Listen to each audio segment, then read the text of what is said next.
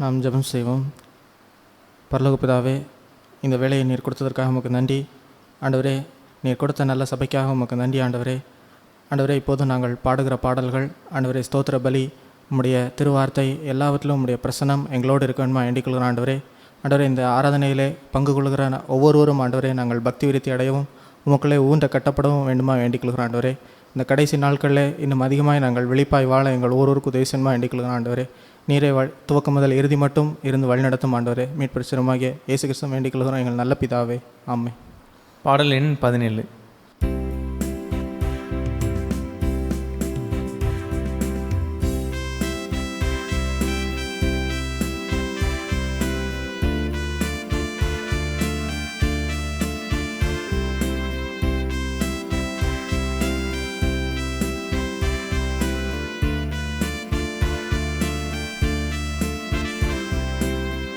என்னை மறவா இயேசுநாதா, உந்தன் தயவால் என்னை நடத்தும். என்னை மறவா இயேசுநாதா, உந்தன் தயவால் என்னை நடத்தும். வல்ல ஜீவ வாக்கு தத்தங்கள் வரைந்தனக்காய் ஈந்ததாலே ஸ்தோத்திரம். வல்ல ஜீவ வாக்கு தத்தங்கள் வரைந்தனக்காய் ஈந்ததாலே ஸ்தோத்திரம். ஆபத்திலே அரும் துணையே, பாதைக்கு நல்ல தீபமிதே. ஆபத்திலே அரும் துணையே, பாதைக்கு நல்ல தீபமிதே. என்னை மறவா இயேசுநாதா, உந்தன் தயவால் என்னை நடத்தும். பயப்படாதே வலக்கரத்தாலே பாதுகாப்பேன் என்றதாலே ஸ்தோத்திரம். பயப்படாதே வலக்கரத்தாலே பாதுகாப்பேன் என்றதாலே ஸ்தோத்திரம். பாசம் என் மேல் நீர் வைத்ததினால் பறிக்க இயலாதவரும் என்னை. பாசம் என் மேல் நீர் வைத்ததினால் பறிக்க இயலாதவரும் என்னை. என்னை மறவா இயேசுநாதா, உந்தன் தயவால் என்னை நடத்தும். தாய்த்தன் சேயை மறந்து விட்டாலும் மறவேன் உன்னை என்றதாலே ஸ்தோத்திரம். தாய்த்தன் சேயை மறந்து விட்டாலும் மறவேன் உன்னை என்றதாலே ஸ்தோத்திரம். வரைந்தீரன்றோ முள்ளங்கையில் வல்லவாயந்தன் புகலிடமே. வரைந்தீரன்றோ முள்ளங்கையில் வல்லவாயந்தன் புகலிடமே. என்னை மறவா இயேசுநாதா, உந்தன் தயவால் என்னை நடத்தும். தீக்கற்றோராய் கைவிடேனே கலங்கிடீரே என்றதாலே ஸ்தோத்திரம். தீக்கற்றோராய் கைவிடேனே கலங்கிடீரே என்றதாலே ஸ்தோத்திரம். நீரறியாயதும் நெறிடாய் என் தலை முடியும் எண்ணினீரே. நீரறியாயதும் நெறிடாய் என் தலை முடியும் எண்ணினீரே. என்னை மறவா இயேசுநாதா, உந்தன் தயவால் என்னை நடத்தும். உன்னை தொடுவோன் என் கண்மணியை தொடுவதாக உரைத்ததாலே ஸ்தோத்திரம். உன்னை தொடுவோன் என் கண்மணியை தொடுவதாக உரைத்ததாலே ஸ்தோத்திரம். அக்கினியின் மதிலாக அன்பரே என்னை காத்திடுமே. அக்கினியின் மதிலாக அன்பரே என்னை காத்திடுமே. என்னை மறவாயே சுனாதா, உந்தன் தயவால் என்னை நடத்தும். உனக்கெதிராய் எழும்பும் ஆயுதம் வாய்த்திடாதே என்றதாலே ஸ்தோத்திரம். உனக்கெதிராய் எழும்பும் ஆயுதம் வாய்த்திடாதே என்றதாலே ஸ்தோத்திரம். பரந்திடுமே உம் நாமத்திலே பரனே எனக்காய் ஜெய கொடியே. பரந்திடுமே உம் நாமத்திலே பரனே எனக்காய் ஜெய கொடியே. என்னை மறவாயே சுனாதா, உந்தன் தயவால் என்னை நடத்தும். என்னை மறவாயே சுனாதா, உந்தன் தயவால் என்னை நடத்தும். நாம் யாரும் எழுந்து நின்று அன்றை துதித்து அவரை ஸ்தோத்திரித்து, நம் நடுவே வந்திருக்கிற ஆண்டவரை நம்முடைய மன பாரங்கள், நம்முடைய கவலைகள், எல்லா பாரங்களையும் உதறி தள்ளிவிட்டு அவரையே நம் கண்களுக்கு முன்பாக வைத்து நோக்கி பார்த்து நான் பாடினதை போல், என்னை மறவாதே இயேசுநாதா, உந்தன் தயவால் என்னை நடத்தும். எங்களுடைய நீதியின்படி அல்ல, என்னுடைய நீதியின்படி என்று சொன்னால் நாங்கள் எம்மாத்திரம் அழிந்து போயிருப்போம். நாங்கள் குறைவுள்ளவர்கள். ஆகிலும் உம்முடைய காருண்யம், உம்முடைய தயவு மகா பெரியது. அந்த தயவினால் எங்களை நடத்தும் ஆண்டவரே என்று தேவனுடைய சமூகத்திலே, அவருடைய ஆலயத்திலே, அவருடைய வழிபீடத்திற்கு முன்பாக வரும்பொழுது எப்போதும் இந்த ஒப்புரவாகக்கூடிய நல்ல ஒரு இருதயம் இருக்க வேண்டும். உம்மோடு வருகிறோம், வழிபீடத்தை கிட்டு செல்கிறோம். இதோ எங்களுடைய குறைகளை மன்னியும். எங்கள் சகோதரர்களுக்கு விரோதமாக நாங்கள் குற்றம் செய்திருந்தால் எங்களை தயவாய் மன்னித்தருளும். எங்கள் கரங்கள் தூய்மையானதல்ல, எங்களை கழுவி பசுத்த கரங்களை நாங்கள் உயர்த்தி எம்மை தொழுகும்படி செய்தருளும் என்றெல்லாம் அவரோடு ஒப்புரவாகக்கூடிய ஒரு அருமையான நேரம்தான் சபை கூடும் நேரம். சபையிலே வாசம் செய்கிற இயேசுநாதர், நம்ம சபைக்கு தலையாய் இருக்கக்கூடிய அந்த தலைவராக இருக்கக்கூடிய அந்த நாதரை, அந்த அன்புள்ள தலைவரை, நமக்கு தலைவராக இருக்கிறவரை போற்றி வணங்கி அவரை நம்ம புகழ்ந்து அல்லேலூயா என்று ஆர்ப்பரித்து அவரோடு ஒப்புரவாகி ஒருமித்து வருகின்ற ஒரு நேரம். எல்லோருமே அப்படி நாம் ஆண்டவரை ஸ்தோத்திரிக்கட்டும். ஸ்தோத்திரம் ஸ்தோத்திரம் ஸ்தோத்திரம். நன்றி நன்றி இயேசுவே. ஸ்தோத்திரம் ஸ்தோத்திரம் ஸ்தோத்திரம் ஆண்டவரே. Thank you Jesus. நன்றி நன்றி ஆண்டவரே. அல்லேலூயா ஜீசஸ். உம்மோடு ஒப்புரவாகுவதும் உம்மோடு ஐக்கியம் கொள்வதும் அல்லேலூயா ஆண்டவரே. எங்கள் கரங்களை நாங்கள் சுத்திகரித்துக் கொள்வதும் நாங்கள் பெற்றிருக்கிற சபையிலே பெற்றிருக்கிற பாக்கியம். உடைய வழிபடத்தில் நான் நெருங்கி வரும்பொழுதெல்லாம் உம்முடைய தயவை எங்களுக்கு காண்பிக்கிறீரே கர்த்தாவே. உம்முடைய தயவினால் எங்களை வழிநடத்துகிறீரே. உம்முடைய காரணியம் எங்களை பெரிதாக்குகிறதே. எங்களுடைய நீதியின்படி அல்ல, உம்முடைய தயவின்படி எங்களை இறங்குகிறே. ஸ்தோத்திரம் ஸ்தோத்திரம் ஸ்தோத்திரம் ஸ்தோத்திரம் ஸ்தோத்திரம். ஹல்லேலூயா ஹல்லேலூயா ஜீசஸ். நன்றி நன்றி நன்றி இயேசுவே. உடைய தயவிற்காய் நன்றி. எங்களை மறவாத இயேசுநாதா ஸ்தோத்திரம். உந்தன் தயவால் எங்களை நடத்துகிறீரே. ஸ்தோத்திரம் ஸ்தோத்திரம் ஸ்தோத்திரம் ஸ்தோத்திரம். நன்றி இயேசுவே. ஸ்தோத்திரம். நன்றி நன்றி நன்றி. பிதாவே உம்மை துதிக்கிறோம், ஸ்தோத்திரிக்கிறோம். உடைய சபையிலே நாமத்தை மகிழ்ந்து ஆண்டவரை போற்றுகிறோம், புகழ்கிறோம். செய்த நன்மைகளுக்காய் எங்கள் கண்மலையாய், எங்கள் கோட்டையாய், எங்கள் அரணாய், எங்கள் துர்கமாய், எங்களுடைய காவலாய், எங்களுடைய சுகமாய், எங்களுக்கு ஆண்டவரே ஆரோக்கியம் தருகிறவராய் எங்கள் நடத்தி வந்திருக்கிறீரே. நன்றி நன்றி ஆண்டவரே. பாதுகாப்பாக இருந்தீரே. நன்றி. கைவிடாது காத்தீரே. நன்றி ஆண்டவரே. ஸ்தோத்திரம் ஸ்தோத்திரம் ஸ்தோத்திரம். உடைய தயவிற்கு நன்றி. உடைய காருண்யத்திற்கு நன்றி நன்றி நன்றி ஆண்டவரே. Price you price you price you Lord. Thank you Jesus. Price you, worship you, price you Lord.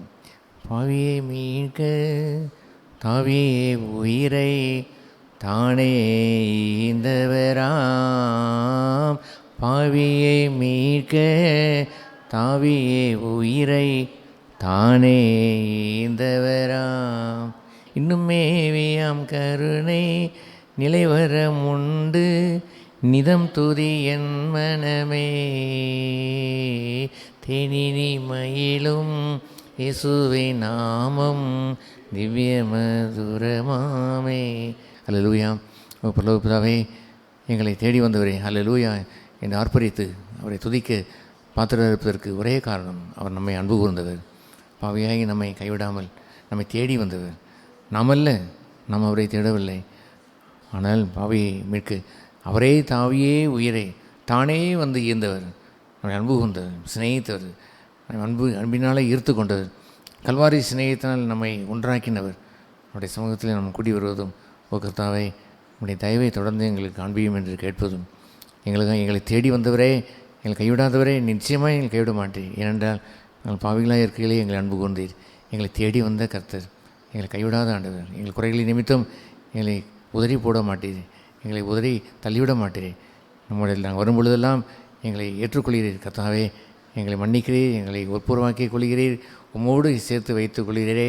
அல்லேலூயாம் என்று அவரை நாம் துதிக்க கடவோம். அல்லேலூயா என்று ஆர்ப்பரிக்க கடவோம். அந்த அன்பை எண்ணி நாம் அவரை ஆராதனை செய்ய கடவோம்.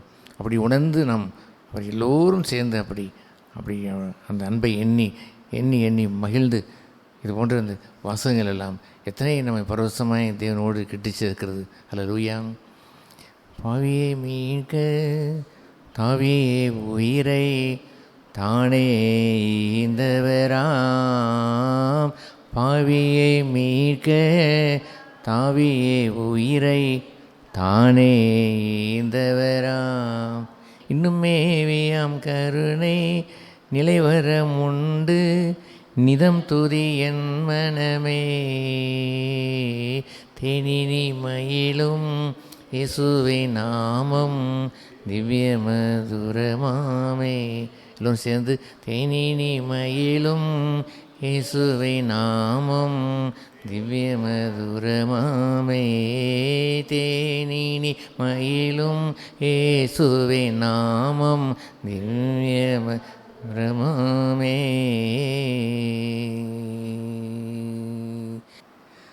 கண்களை திறந்திடும் இயேசுவை காணனும் அவரண்டை நெருங்கி எம்மன்பை ஊற்றனும் செவிகளை திறந்திடும் அவர் வார்த்தை கேட்கணும் கண்களை திறந்திடும் இயேசுவை காணனும் கண்களை திறந்திடும் இயேசுவை காணனும். பரலோகபிதாவே, உம்முடைய சன்னிதானத்திலே உம்முடைய மக்களாய் உம்முடைய சொந்த ஜனமாய் உம்முடைய மேய்ச்சலை நாடுகளாய் நாங்கள் கூடி வந்து எங்களுடைய நல்ல மேய்ப்பரை, எங்களுடைய பிதாவை, எங்கள் இரட்சகரை, எங்களுடைய இயேசுவை, பரிசுத்த ஆவியானவரை போற்றி புகழும்படியான நாங்கள் எல்லோரும் சேர்ந்து போற்றி புகழும்படியான இந்த ஆராதனைக்காக நன்றி செலுத்துகிறோம். தொடர்ந்து நம்முடைய சமூகம் எங்களை ஆட்கொள்ள கடவுது, உடைய பிரசன்னம் எங்கள் மத்தியிலே தங்கியிருக்க கடவுது, உடைய திருவார்த்தை எங்கள் மத்தியிலே விளங்க கடவுது. உங்களுடைய வார்த்தையினாலே திருவார்த்தையினாலே எங்களை ஊன்ற கட்டுகிறாங்க. உடைய நாமத்தை குடியிருக்கிற எங்கள் யாவர் மத்தியிலேயும் மையப்படுத்துகிறாங்க. இயேசு நாமத்தில் ஜெபிக்கிறோம் பரலோக பிதாவே, ஆமென். ஆமென். நம் தயவுசெய்து கோரும் சபைக்குரிய ஒரு அற்புதமான ஒரு வாசகம், ஒரு வசனம். சங்கீதம் 133 அதிகாரம் 1 வசனம். இதோ சகோதரர் ஒருமித்து வாசம் பண்ணுகிறது. எத்தனை நன்மையும் எத்தனை இன்பமுமாய் அது இருக்கிறது. அல்லேலூயா. அதில் வெறும் நன்மை என்று இன்பம் என்று இல்லை. அதுபோன்ற ஒரு இன்பம் என்று சொல்வது மனுஷத்துக்குரியதாக மாறிவிட முடியும். 2 ஃப்ரெண்ட்ஸ் கூடி வரும் பொழுது நான் ஒருமித்து வாசம் செய்வது நன்மை ஒன்றும் இருப்பதில்லை. அவர்கள் பேசுகின்ற புறங்கூறுதலுக்கும் அவர்கள் பேசுகின்ற தீமைகளுக்கும் அவர்கள் சிரித்து மகிழ்கிறதற்கும் உலகத்தினுடைய இந்த காம விவகாரங்களை பேசி அரசியலை பேசி அவர்கள் களி கூறுவதும் அவர்களுக்கு அது இன்பமாய் இருக்கக்கூடும். அல்லது இந்த உலகத்தில் எல்லோருமே தான் அந்த இன்பத்தை நாடுகிறார்கள். அதை அவர்கள் கிளப் என்று வைத்துக் கொள்கிறார்கள். லயன்ஸ் கிளப் கூடி வருவதை அது ஒரு சந்தோஷம். லயன்ஸ் கிளப் குடும்ப கூட்டம் என்று அவர் வைத்துக் கொள்ளுகிற அந்த பகுதியிலே அவர் விருந்தும் என்ன, அவர் ஆடல் பாடல் என்ன, களி ஊர்ந்து அதை இன்பமாய் வைத்துக் கொள்கிறார்கள். அல்லது அசோசியேஷன் ஒய்எம்சிஏ யங்மேன், ஒய்எம்சி என்ற யங்மேன் கிறிஸ்டின் அசோசியேஷன் என்று எத்தனையோ அசோசியேஷன் உண்டே இருக்கிறது. Doctors association, engineers association, Christian young association என்றெல்லாம் எத்தனையோ அசோசியேஷன் என்று கூடி வரும்பொழுதெல்லாம் தேர் ஆல்சோ ஹாப்பி, மகிழ்ச்சியாக இருக்கிறார்கள். எல்லோருமே எப்படி கூடி வருவதை அவர்களுக்கு இன்பம் என்ற மையத்தை வைத்து தான் கூடி வருகிறார்கள். ஆனால் இங்கே இருப்பதோ எத்தனை நன்மை என்பதுதான் முதலாவது. எத்தனை நன்மையாக இருக்கிறது.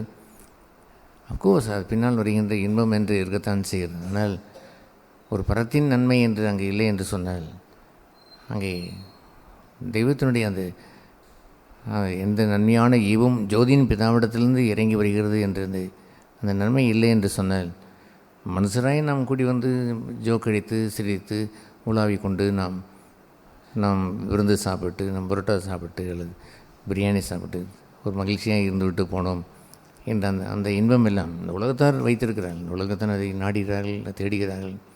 எத்தனை கிளப்புகள் இருக்கிறது, எத்தனையோ அசோசியேஷன் இருக்கிறது, அதையெல்லாம் அவர்கள் செய்யத்தான் செய்கிறார்கள். அது அல்ல, இன்னும் சபை என்று சொல்வது இங்கே இருக்கக்கூடிய அந்த சங்கீதத்தில் சொல்லப்பட்ட அநேக வசனங்கள் இயேசு கிறிஸ்துவை புதிய ஏற்பாட்டிற்கு புதிய உடன்படிக்கைக்குரிய தீர்க்க தரிசனமாய் சொல்லப்பட்டது.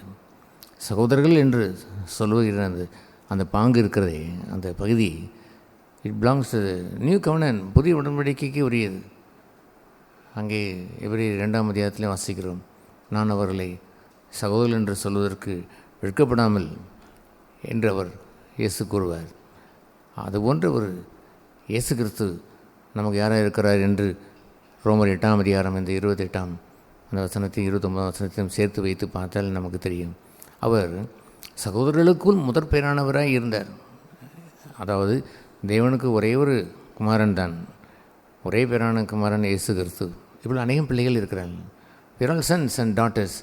நம்ம எல்லோருமே தேவனுடைய குமாரரும் குமாரத்திலுமாக இருக்கிறோம். ஆகவே Jesus becomes the first brethren. சகோதரர்களுக்குள்ளேயே முதற் பேரானவர். he is the first brother and we are the second brothers. அதற்கு பின்னால் வந்து சேர்ந்து காணியாட்சிக்கு புறம்பாய்ந்தவர்கள், தேவனுக்கு துரோகியாக இருந்தவர்களை இயேசு ஒப்புரவாக்கி, சாதாரணமான ஒப்புரவாக்குதல் இல்லை, அவருடைய குமாரனுக்குரிய அந்தஸ்திலேயே ஒப்புரவாக்கி, எனக்கு பிதா யார் இருக்கிறாரோ அவர் தான் உங்கள் பிதா. இயேசு ஜெபிக்கும் பொழுது அவர் ஜெபத்தை ஓரளவு கேட்டிருப்பார்கள் இந்த சீசர்கள். என்ன ஜெபித்தார்கள்? இயேசு ஜெபித்தார், மை ஃபாதர், என் பிதாவே, என் பிதாவே.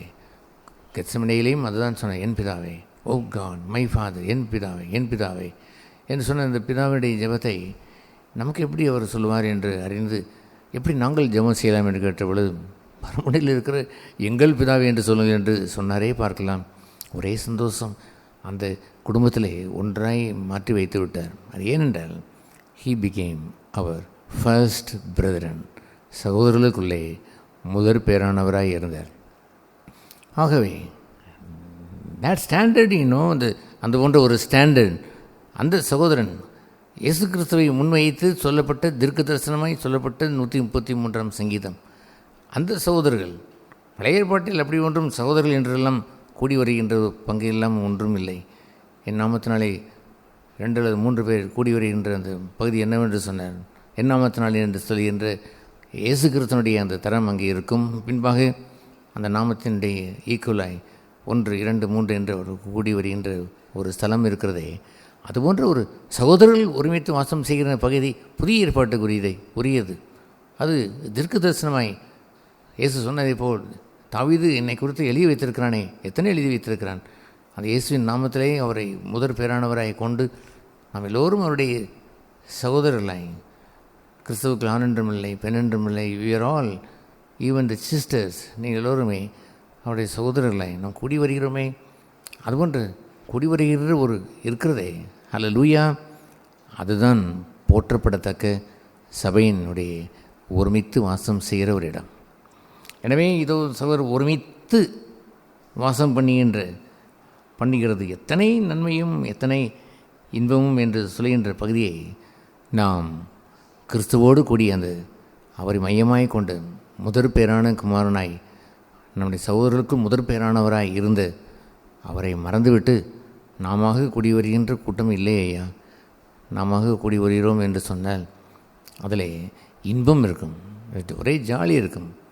நம் சபைக்கு போகிறோம், அங்கே ஃப்ரெண்ட்ஸுகளை சந்திப்போம், நன்றாக ஏதாவது பேசி கொண்டு இருக்கலாம், சிரித்து கொண்டு வரலாம், பொழுதை போக்கலாம். ஞாயிற்றுக்கிழமை ஒரு கொஞ்சம் நேரம் ஆராதனை முடித்துவிட்டு சுற்றி உட்கார்ந்து இன்பமாக இருந்து விட்டு வரலாம் என்று எண்ணுகின்ற எண்ணம் அல்ல சபை.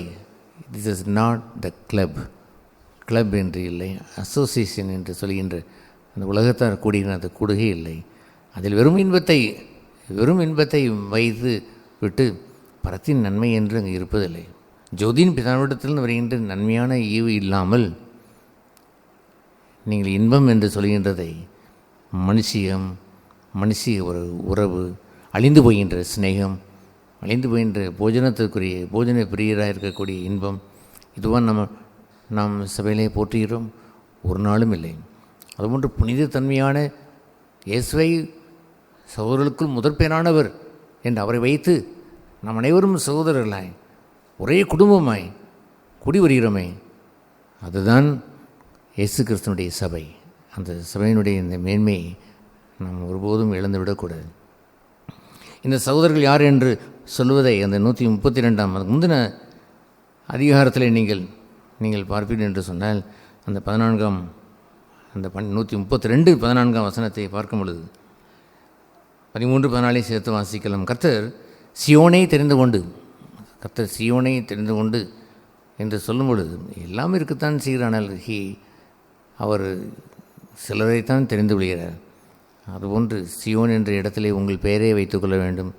அவர் என்னை தெரிந்து கொண்டு, அல்லேலூயா, chosen by God, தேவனால் தெரிந்து கொள்ளப்படுவது பாக்கியம் இல்லையா? I am chosen of God, தேவனால் தெரிந்து கொள்ளப்பட்டவன். தேவனால் தெரிந்து கொள்ளப்பட்டவனை குற்றஞ்சாட்டுகிறவன் யார் என்று அந்த ரோமர் 8 அதிகாரத்தில் அவர் முழங்கும் பொழுது அதில் உள்ள பாக்கியம் என்ன? ஐ ஆம் chosen, தெரிந்து கொள்ளப்பட்டவன். என்னுடைய அந்த தாயினுடைய கற்பத்தில் இருக்கும் பொழுதே என்னை தெரிந்து கொண்டவர். அல்லேலூயா, chosen by God, தேவனால் தெரிந்து கொள்ளப்பட்டவன். தேவனால் தெரிந்து கொள்ளப்பட்ட என்னை ஒன்றும் சேதப்படுத்துவதில்லை. ஐ ஆம் chosen of God என்ற அந்த உரிமையை கொண்டாடி மகிழ வேண்டும். எத்தனையோ ஆண்டுகால இந்த கிறிஸ்தவ ஜீவியத்திலே நான் எத்தனையோ மகிழ் கொண்டாடுவதற்கு ஏராளமான அந்த சிநேகங்கள், ஏராளமான அந்த நெருக்கங்கள் வேதத்திலே ஏராளம் இருக்கிறது.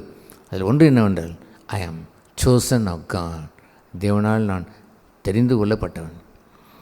ஆகவே அதுபோன்ற ஒரு பகுதியை அவர் கர்த்தர் சியோனை தெரிந்து கொண்டு என்று அந்த 13 வசனம் சொல்லும்பொழுது, கர்த்தர் உங்கள் பெயரை வைத்து என்னை தெரிந்து கொண்டு அது தமக்கு வாசஸ்தலமாகும்படி விரும்பினார். சகோதரர் ஒருமித்து வாசம் செய்வது என்று சொல்வதை, that is a secondary thing. அது இரண்டாவது ஒரு பகுதி வர வேண்டும். முதல் பகுதி என்னவென்று சொன்னால், கர்த்தர் உங்களோடு வாசம் செய்ய வேண்டும். கர்த்தர் உங்களோடு வாசம் செய்யவில்லை இல்லாத பட்சத்தில் நீங்கள் ஒரு சகோதரனாய் வந்து ஒருமித்து வாசம் செய்தால் அதில் நன்மை உண்டாயிருக்கும் என்று எண்ணாதிருங்கள். வேண்டுமானால் அவர் நாமத்திலே கூடியிருக்கிற அந்த 1, அந்த 2, அந்த 3 பேருக்கு வேண்டுமானால் நன்மையும் அங்கே இன்பமும் உண்டாயிருந்திருக்கலாம். நாட் யூ, உங்களுக்கு அது உண்டாகப்படுவது இல்லை. அது ஏன் என்று சொன்னால், நீங்களோ கர்த்தரால் தெரிந்து கொள்ளப்பட்ட அந்த பாக்கியத்திற்குள் வரவில்லை. அது என்ன அந்த பாக்கியம்? அவரே உங்களை தமக்கு வாசஸ்தலமாய் கொண்டிருக்க வேண்டும். இரண்டாவது தான் அந்த சகோதரர் ஒருமித்து வாசம் செய்வது. முதலாவது அந்த சகோதரருக்குள் கர்த்தர் வாசமாக இருந்திருக்க வேண்டும். அந்த தெரிந்து கொள்ளப்பட்டவர்களாய் இருந்திருந்திருக்க வேண்டும். chosen of God என்று சொல்வதை புதிய ஏற்பாட்டில் இயேசு கிறிஸ்து கொண்டு வந்த அந்த மேன்மையான பகுதி என்னவென்று சொன்னால், டிசைபிள் ஆஃப் ஜீசஸ், இயேசுனுடைய சீசர்கள். அவர் போய் அந்த 12 சீசர்களை தெரிந்து கொண்டாரே பாருங்கள். அல்லேலூயா.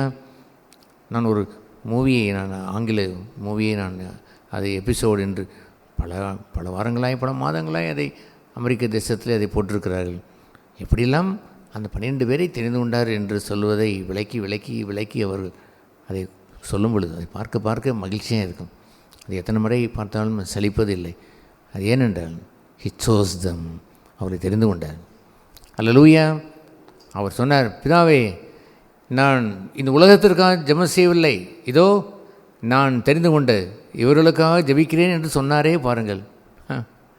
பாவியிலே ரட்சிக்க கிறிஸ்து இயேசு உலகத்திற்கு வந்தாராம். எஸ். ஆனால் அந்த ரட்சிக்கப்பட்ட அவர்களுக்குள் தெரிந்து கொள்ளப்பட்டவர்கள் வேண்டுமையா?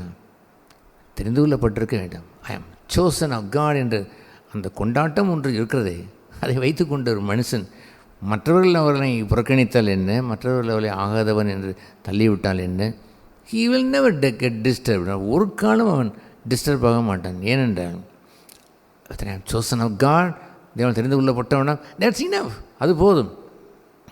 என்னை பின்பற்றுங்கள் என்று அவர் கூறுவதும் அவரை அடிச்சவர்களை பின்பற்றி வருவதும் பெற்றிருக்கிற பாக்கியம் கொண்ட ஒரு மனுஷனை உலகம் அதை வெறுத்து அவனை தள்ளினாலும் no, he won't agree then. ஆகையதான் அந்த ரோமர் 8ஆம் அதிகாரத்திலே தேவனால் தெரிந்து கொள்ளப்பட்டவனை குற்றம் சாட்டுகிறவன் யார்? யார் அவனை புறம்பை தள்ளுவதற்கு என்று சொல்ல முடியும்?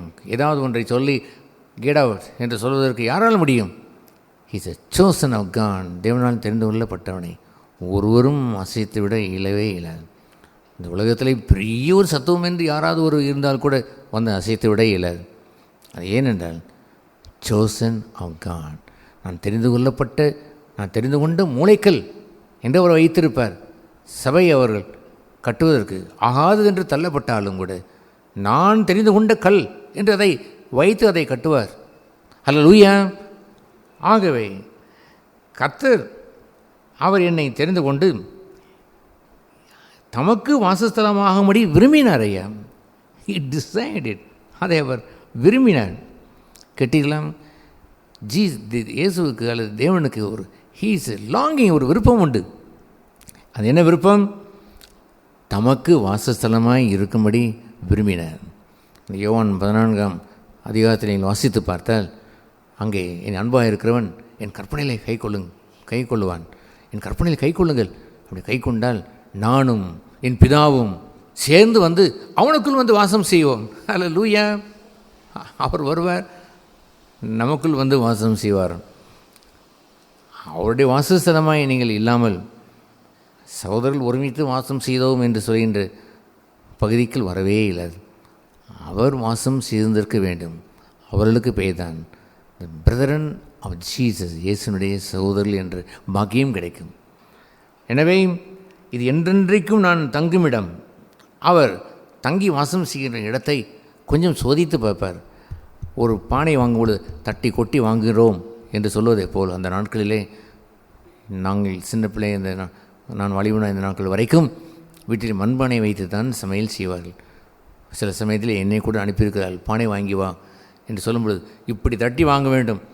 அந்த தட்டி வாங்கும் பொழுது கணீர் கணீர் என்று சத்தம் வர வேண்டும். பொத்து பொத்து என்று சத்தம் வந்தால் அடுப்பில் தண்ணி வைத்து உலை வைக்கும் பொழுது பொத்தென்று பானை தெரித்துவிடும். தட்டி கொட்டி வாங்கு என்று சொல்வார்கள். அதுபோல் ஏனென்றால் அது என்றென்றைக்கும் நான் தங்கும் இடம். தேவனால் தெரிந்து கொள்ளப்பட்டவன் ஒருவன் இருந்தால் அவனை குறித்து ஆண்டவர் சொல்கிற ஒரு தட்டி கொட்டி பார்ப்பது என்ன தெரியுமா? இவன் நிலைத்திருப்பானா? இவன் நான் தங்குகின்ற வாசஸ்தலமாக என்றென்றைக்கும் இருப்பானா? அல்லது நான் வாசம் செய்து கொஞ்ச நாள் கழித்து இவன் வேறு ஏதாவது விரும்பி வேறு விருப்பத்தை எண்ணி அதை கொண்டு வந்து உள்ளே கொண்டு வைத்து என்னை புறக்கணித்து விடுவானா என்று அஞ்சுவதற்கு இடமில்லாமல் தட்டி கொட்டி பார்ப்பார். ஹி இஸ் ட்ரஸ்ட் ஒர்தி, இவன் நம்புதலுக்கு உரியவன். அவர் தெரிந்து கொண்டாரே அந்த 12 பேர். ஒருவன் தெரிந்து கொள்ளப்பட்ட ஒருவன் தானாய் கெட்டான். That's okay. நான் அவரை பத்திரமாய்த்தான் என் கையிலே வைத்திருந்தேன். என்னுடைய ஆடுகளை ஒன்றும் பறிக்க இயலாதபடி நல்ல மேய்ப்பனாய் அவளை கையில் வைத்திருந்தேன். அவன் கெட்டான் என்றுதான் ஆண்டவர் சொன்னார். மற்றபடி அவர்களை பாதுகாத்தார். அந்த 11 பேர்களுக்காக அவர் சொன்னார், பிதாவே, உலகத்திற்கு ஜெபிக்கவில்லை, இதோ நான் தெரிந்து கொண்ட இவர்களுக்காக நான் ஜெபிக்கிறேன் என்று அவர் சொன்னாரே. ஏன் சொன்னார்? அந்த 11 சீசலும் மாறாதவர்கள், ஒரு நாளும் மாறவில்லை. அத்தனை பேரும் இந்த காட்டி கொடுத்த மறுதளித்த பேதுரு என்று சொல்லியிருந்த அந்த சீசன் கூட அவன் கடைசி நாட்களிலே அவரை இம்சித்து அவரை சிலுவையை அறைந்து இயேசுவைப் போலவே கொள்ள வேண்டும் என்று அவர் முயற்சித்த பொழுது, நான் தகுதி உள்ளவன் அல்ல, இந்த இயேசுவை சிலுவை அறையப்பட்ட இயேசுவை காட்டி கொடுத்தவன் அல்லவோ, என்னை தலைகீழாய் வைத்து சிலுவை அறையுங்கள், அது போதும். இயேசுவுக்கு தகுதியாய் நான் நேராக கூட சிலுவை அறையப்படவில்லை, காட்டி கொடுத்த இந்த மனுஷனாய் எனக்கு அது தகுதி தான். தயவுசெய்து என் விண்ணப்பத்தை கேளுங்கள், தலைகளாய் வைத்து அறையுங்கள் என்று சொன்னவுடன் அவள் சந்தோஷமாய் தலைகளாய் தூக்கி வைத்து அவரே அறைந்தார்கள். ஒரு அறைந்து கொண்டிருக்கும் பொழுது வாயின் வழியாக ரத்தம் கொட்டியிருக்கக்கூடும், இடோன்னோ நாம் அறியோம். அப்படி அவரை தலைகளாய் அறைந்தார்களே. ஒரு சின்ன காரியத்திற்கு போய் அனல் காய்வதற்கு கட்டி கொடுத்து மறுதளித்தவன் நிலைத்திருந்தான் ஐயா. அவனை ஆராய்ந்தான் என்ன?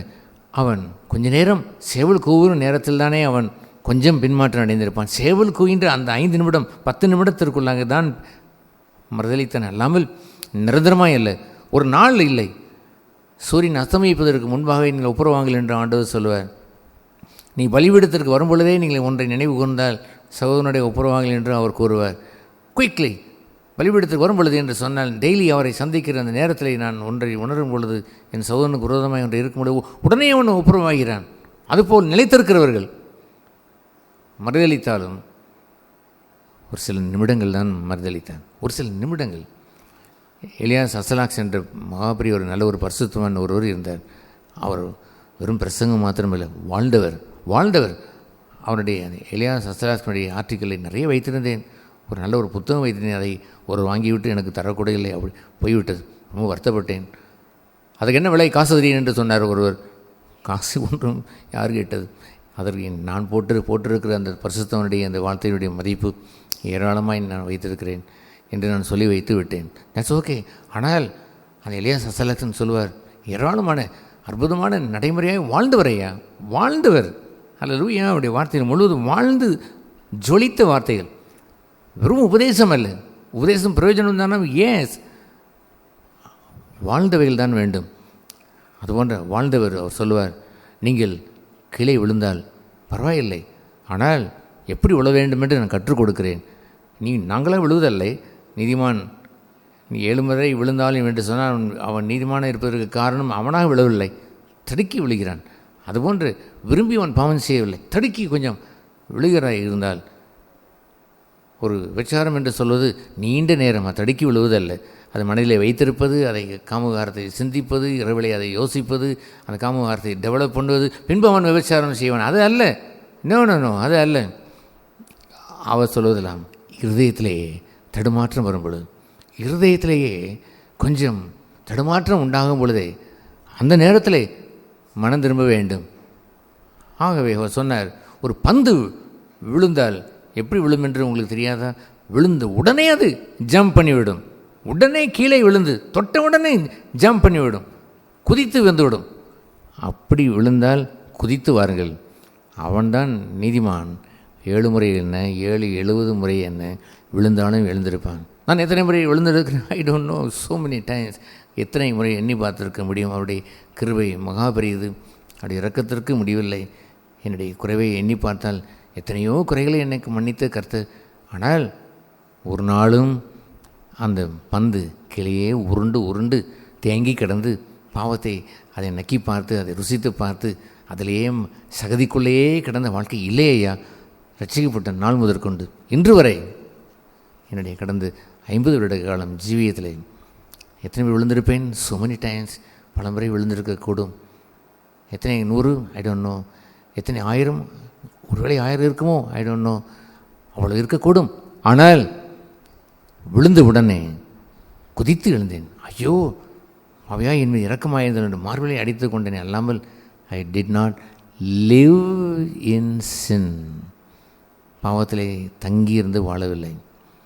தேவனால் பிறந்தவன் பாவம் செய்யான் என்ற அர்த்தம் என்னவென்றால், அது யோவான் 1 யோவானிலே 2ஆம் அதிகாரத்திலே, பிள்ளைகளே பாவம் செய்யாதீர்கள், தட்ஸ் ரைட், ஆகிலும் ஒருவன் தவறி விழுந்தால் பயப்பட்டு விடாதீர்கள், நான் உங்களுக்காக நான் பரிதவித்து ஐ வில் மேக் இன்டர்செஷன், நான் உங்களுக்காக பரிந்துரை நான் பேசி நான் ஜெபம் செய்வேன் என்று ஆண்டவர் சொன்னார். ஆகவே அது வேறு, ஒரு தடுமாறி விழுவது என்பது வேறு, பாவத்தில் தங்கி இருந்து வாழ்வது என்பது வேறு. என் மனம் ஒன்று பாவத்தை ருசித்து அதில் தங்கி இருந்து வாழ்வது என்பது வேறு. I think that I never did then, செய்ததை போல் இல்லை. ஆனால் எத்தனை முறை விழுந்திருப்பேன், so many டைம் விழுந்திருக்கிறேன், கண்ணீர் மல்கியிருக்கிறேன். கிட்டத்தட்ட என்னை தேவனை சந்திக்கிற ஒவ்வொரு நாளுமே கூட, ஆல்மோஸ்ட் ஒவ்வொரு நாளுமே கூட கண்ணீர் வடிக்காத நாள் இல்லை.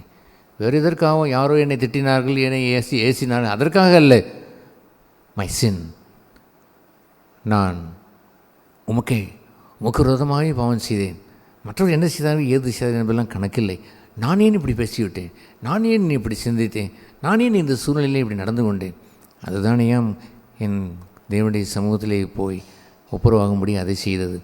எனவே அவர் சொல்லுவார், நான் என்றென்றைக்கும் தங்கும் வாசம் ஸ்தலம் என்று சொல்லும்போது அவருக்கு தெரியும், இவன் ஒரு நாளும் பாவத்தில் தங்கி வாழ மாட்டான், விழுந்தாலும் எழுந்திருப்பான்.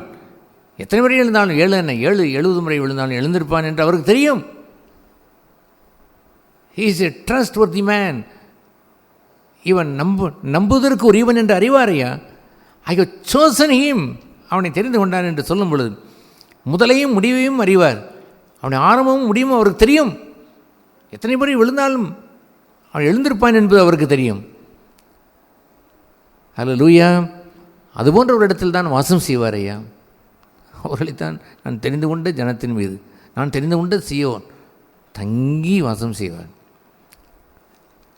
அவர் கூறினார், இதை நான் விரும்பினபடியால் இங்கே வாசம் செய்வேன். He like it. நீ மீட்பின் நாளுக்கென்று பெற்றுக்கொண்ட பரிசுத்த ஆவியானவரை துக்கப்படுத்தாதீர்கள் என்று எழுதியிருக்கிறது. எபேசியிலும் வாசிக்கிறோம். That's right. ஏன் துக்கப்படுத்தால் என்று அவர் சொல்லிவிட்டு அப்படி வைத்திருக்கிற, சூரியன் அஸ்தமிப்பதற்கு முன்பாகவே நீங்கள் ஒப்புரவாகிவிடுங்கள். உங்களுடைய கோபம் எரிச்சலாய் மாறாதற்கு கடவுள், பாவமாய் மாறாதற்கு கடவுள். கோபம் அப்படியே கொஞ்சம் கொஞ்சமாக ஊத விட்டு என்று சொன்னால் அது எரிச்சலாய் மாறிவிடும். அது எரிச்சலாய் மாறிவிட்டால் பாவம் செய்திடுவோம். கோபம் கொள்ளுங்கள், ஆனால் வேகமாய் அது சரி செய்து விடுங்கள். காயப்படுத்தியதே போல் உங்கள் பிள்ளைகளை கூட நீங்கள் கண்டிக்கலாம். அதை கொஞ்சம் வேகமாக அவன் திரும்பி விட்டான் என்றால், அதை மனம் திரும்பி விட்டான் என்றால் அதை சமாதானப்படுத்தி கொள்ளுங்கள். அவர் காயத்தை உண்டு பண்ணினார், அந்த காயத்தை உடனே அவர் கட்டுவார். அதுபோல் உங்களுடைய கீழே இருக்கக்கூடிய பிள்ளைகளையோ, உங்களுக்கு கீழே உள்ள சப்பார்டினேட்டாக இருக்கக்கூடியவர்களையோ திருத்தவே முடியாது என்பதெல்லாம் இல்லை. கண்டித்து திருத்த கூட வேண்டும். தகப்பன் சிச்சிக்காத பிள்ளைகள் உண்டோ, சிச்சி உண்டு.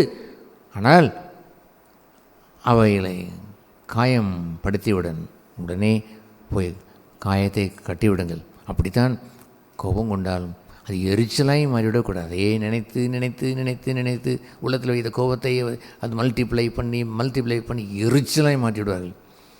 உங்கள் கோபம் எரிச்சலாய் மாறாதிருக்க கடவுள் என்று அந்த எபேசியில் வாசிக்கிறோமே, அதுபோன்று அவர்கள் துரிதமாய் அவர்கள் ஒப்புரவாகி விடுவார்கள்.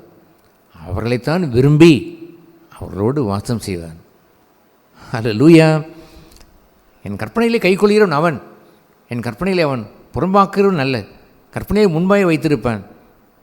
ஆகவே நான் அவனை விரும்பி நானும் என் பிதாவும் அவனிடத்திலே வந்து வாசம் செய்வோம்.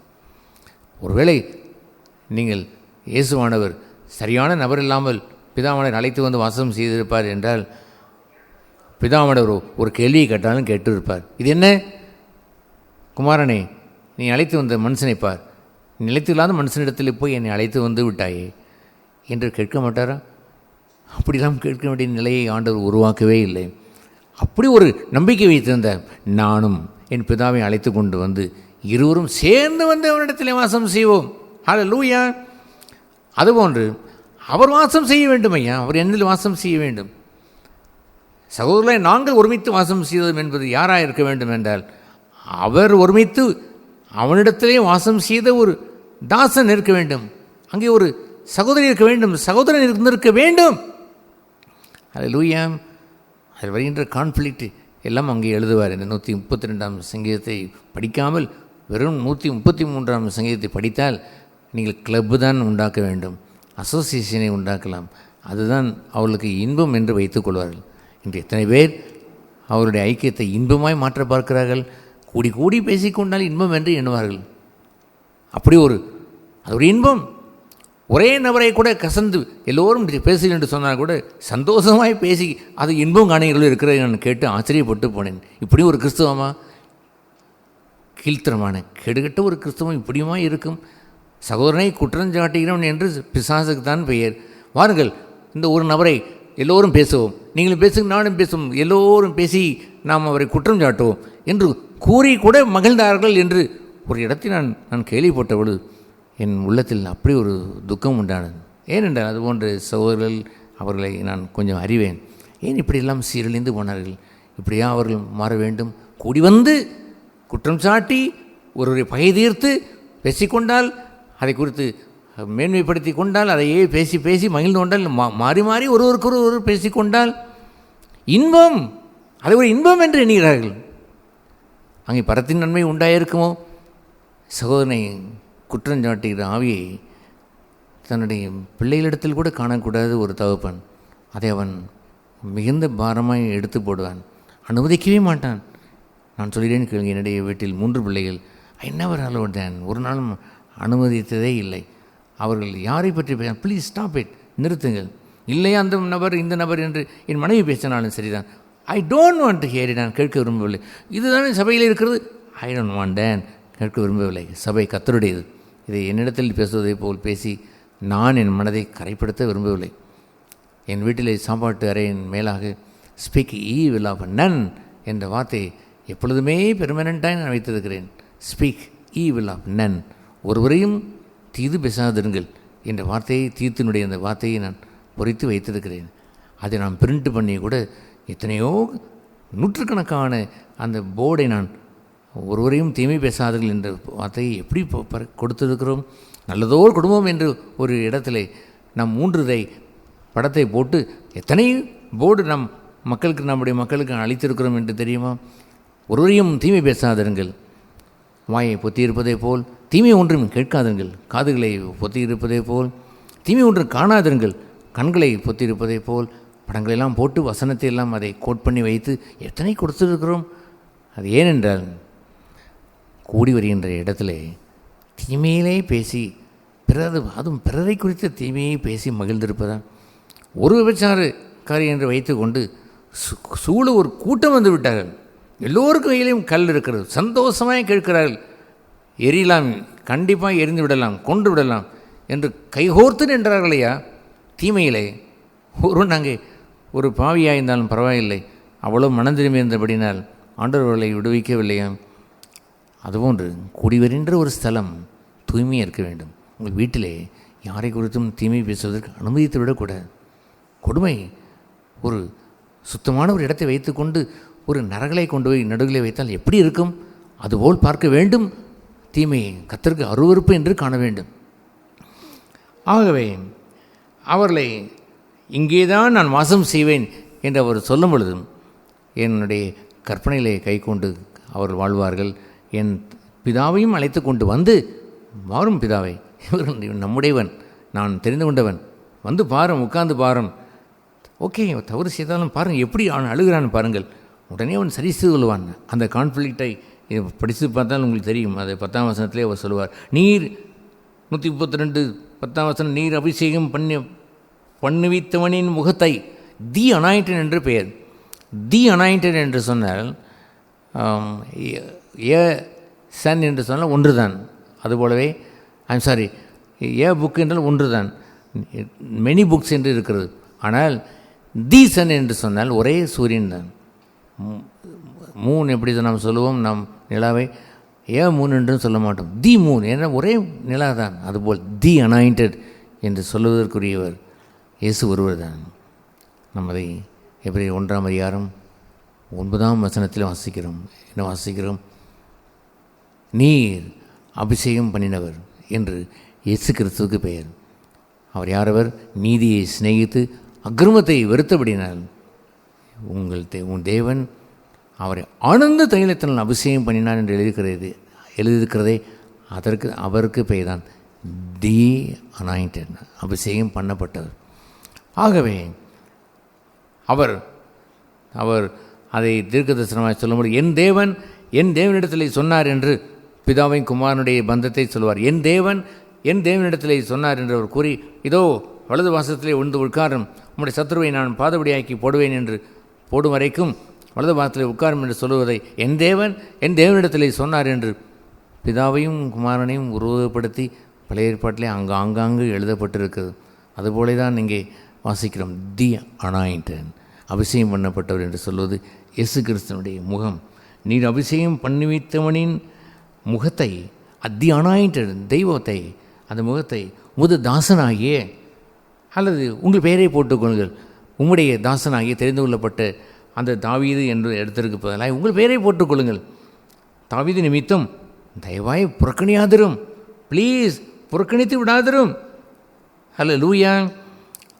அதுபோன்று தெய்வமே, அவருடைய வாழ்க்கையில் உள்ள கான்ஃப்ளிக்டை பாருங்கள். உம்முடைய முகத்தை எனக்கு மறைத்து விடாதிரும், அபிஷேகம் பண்ணப்பட்டவருடைய முகத்தை எனக்கு மறைத்து விடாதிரும். என் தேவன் இயேசு கிறிஸ்துவை அவர் நீதியை சிநேகித்த அக்கிரமத்தை வெறுத்தபடினால் தோழர்களை காட்டிலும் ஆனந்த தைலத்தினால் அபிஷேகித்தாரே, அந்த அபிஷேகம் பண்ணப்பட்டவருடைய முகம் எனக்கு தெரிய வேண்டும், அந்த முகம் பிரகாசம் வேண்டும். ஒரு முறை இயேசு தன்னுடைய முகத்தை குறித்து அவர் சொன்னார், நீங்கள் கொஞ்ச காலம் என்னை காணாதிருப்பீர்கள், நான் மீண்டும் வந்து உங்களை காண்பேன், அப்பொழுது உங்களுடைய சந்தோஷம், உங்களுடைய துக்கம் மிகுந்த சந்தோஷமாய் மாறும் என்று சொன்னார். உங்களுடைய துக்கம் மிகுந்த சந்தோஷமாக எப்படி மாற வேண்டும்? கடன் பரீட்சை இருந்தது, கடன் பரீட்சை போய்விட்டது, ஆஹா மிகுந்த சந்தோஷம் என்று பெயரா? அல்ல உலகத்துள்ள எந்த முகாந்திரத்தை வைத்து கொண்டும் என் துக்கம் மாறிவிட்டது, மிகுந்த சந்தோஷம் என்று பெயரா? இந்த உலகத்தில் உள்ள துக்கம் எல்லாம் கொஞ்ச காலம்தான், அதெல்லாம் ஒரு நாளும் நிலைத்திருப்பதில்லை. அந்த கொஞ்ச காலத்தில் நீங்களும் மடிந்து போய் இருப்பீர்கள் என்று சொன்னால் துக்கத்தினுடைய நோக்கமே நிறைவேறவில்லை. துக்கம், துயரம் எல்லா தாசர்களுக்கும், தெய்வ தாசர்களுக்கும் உண்டா? எஸ், இந்த உலகத்திலே உங்களுக்கு உபத்திரம் உண்டு. ஹல்லேலூயா. ஆனால் அந்த துக்கத்தை அவர்கள் என்ன செய்வார்கள்? திடன் கொண்டிருப்பார்கள். ஏன் திடன் கொண்டார் என்றால், நீங்கள் ஜெயுங்கள் என்று அவர் அனுப்பிவிட மாட்டார் ஆண்டவர் இயேசு. நான் அந்த உலகத்தை, துயரத்தை ஜெயித்தேன் என்று சொல்கிறாரே, அவரை எனக்கு ஜெயம் தருகிறார். நான் திடன் கொண்டு இருக்கிறேன், அவ்வளவுதான். அதை ஆங்கிலத்தில் ஐ ஓவர் கேம் என்று இருக்கிறது, அதை தாண்டினேன் என்று சொல்வார். எந்த துயரத்தையும் ஓவர் கமேன், அதை தாண்டி விடுகிறோம். அதில் நாம் நிலைத்திருப்பதில்லை. எத்தனை துயரம் வந்தால் என்ன, தாண்டி விடுகிறோம். அநேகம் அந்த துயரத்தில் மடிந்து போகிறார்கள், அல்லது அந்த துக்கத்திற்கு ஆறுதல் கிடைத்தால் போதுமென்றது போல் நின்று விடுகிறார்கள். ஆறுதல் வேண்டுமா? ஏஸ், எனக்கும் ஆறுதல் வேண்டும் தானே? ஏஸ். அப்படி அன்பு வேண்டுமா? தயவு வேண்டுமா? இரக்கம் வேண்டுமா? பரிசுத்த ஆவியானுடைய தேற்றரவு எனக்கு வேண்டுமா? ஏஸ்.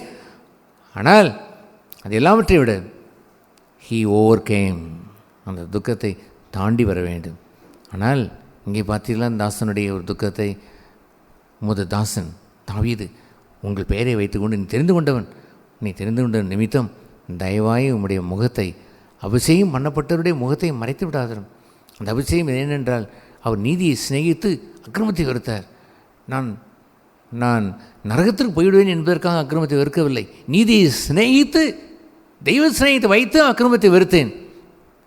உங்களுடைய அன்பு வேண்டுமென்று அக்கிரமத்தை வெறுத்தேன், உங்களுடைய ஐக்கியம் வேண்டுமென்று அக்கிரமத்தை வெறுத்தேன். ஹல்லேலூயா.